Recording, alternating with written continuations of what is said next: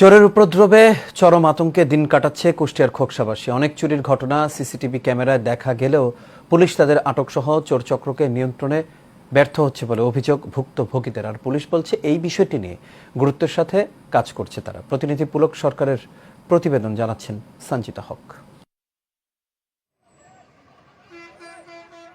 কুষ্টিয়ার খোকসা পৌর এলাকা ও এর আশেপাশে গত ৩ মাসে প্রায় শতাধিক চুরির ঘটনা ঘটেছে। বেপরোয়া চোরের দল থেকে স্বস্তি নেই দিনের বেলায়, আর রাতে তো কথাই নেই। দিনে রাতে হাত সাফ করেও তারা রয়ে গেছেন ধরাছোঁয়ার বাইরে। চোরদের এমন যন্ত্রণায় খোকসাবাসীর তাই ঘুম হারাম। ঘরে যখন চুরি হয় থানায় যে লিখিতভাবে অভিযোগ দিলাম, দেওয়ার পরে বিট অফিসার ছিল, উনি কিছুদিন বিভিন্ন জায়গায় কথাবার্তা বললো যে চেষ্টা করতেছি।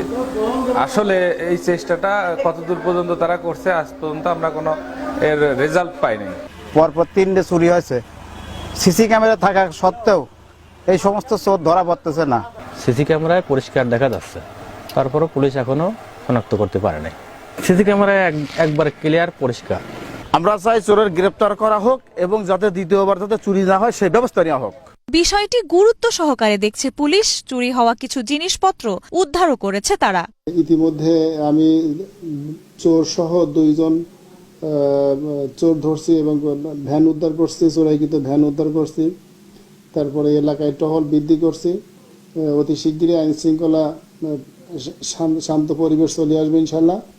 আমাদের পুলিশের তৎপরতা আগের থেকে অনেক বৃদ্ধি পাচ্ছে এবং বৃদ্ধি করা হচ্ছে। শুধু চুরির জিনিসপত্র উদ্ধার ও চোর ধরা নয়, এই উপদ্রব থেকে চিরস্থায়ী সমাধান চায় খোকসাবাসী।